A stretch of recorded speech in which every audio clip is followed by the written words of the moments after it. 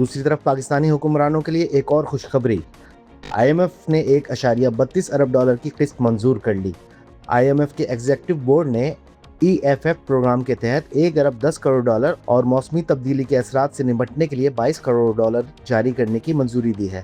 لیکن گورنمنٹ کے لیے یہ خوشخبری پاکستان کی عوام کے لیے بری خبر اس لیے ہے کہ اس کی ریکوری آپ نے اور ہم نے مل کر کرنی ہے، کیونکہ IMF نے ٹیکس نیٹ بڑھانے اور ٹیکس وصولی بہتر بنانے پر زور دیا ہے۔ IMF کا کہنا تھا کہ مشرق وسطی جنگ کے باوجود پاکستان نے معاشی استحکام برقرار رکھا ہے اور پاکستان میں GDP گروتھ میں تیزی آئی ہے، مہنگائی قابو میں ہے، کرنٹ اکاؤنٹ متوازن رہا۔